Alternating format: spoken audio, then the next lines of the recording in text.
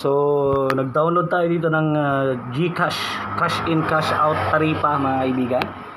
Then, ilalaminate natin. Siyempre, gamit nating printer, L3210. So, ang ginagamit ko nga palang papel, laminated, no? Laminated GCash, cash in, cash out, at iba pang mga ano natin. Ang ginagamit ko dito ay hindi bond paper lang. So, ang ginagamit ko si QUAF glossy photo paper 130 GSM. Photo sticker paper. Yan, para mas makintab lang kasi siya mga kaibigan, ang pan-lamination. So yan. DIY taripa natin at mga services offered. So nag-download lang ako dito sa Google ng taripa. Then ilalaminate natin, tignan natin kung ox na ox naman siya. Yan. Naka-high quality kasi yan. Mas maganda kasi sa glossy photo paper, photo sticker.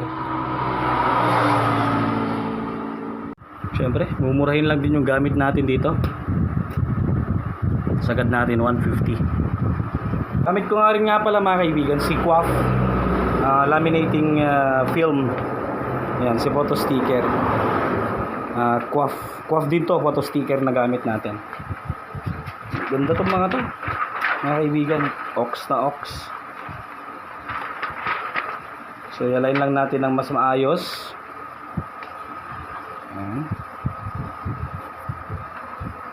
And then basta dyan, ang mahalaga nakasagad na.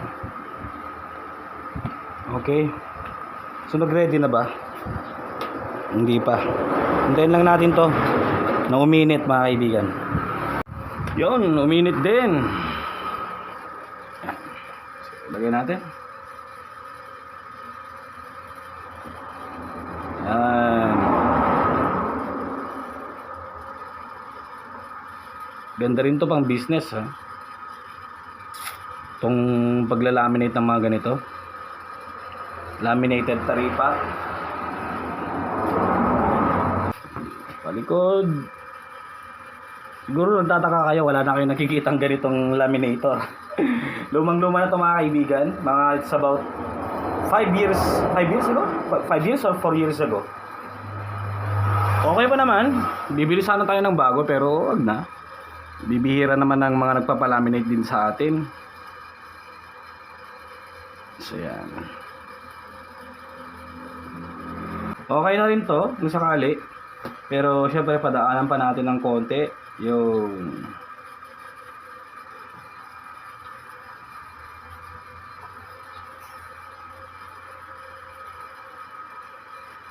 okay.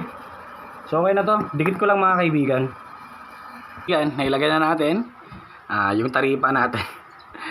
So okay na okay siya mga kaibigan. Ang nagustuhan ko kasi kapag bond paper lang to ang lagay natin, hindi natin mapapalabas yung pagka-glossy niya. So ginamit natin glossy QUAF photo sticker. So yun, maraming salamat sa inyong panonood. Teacher Kevin PH.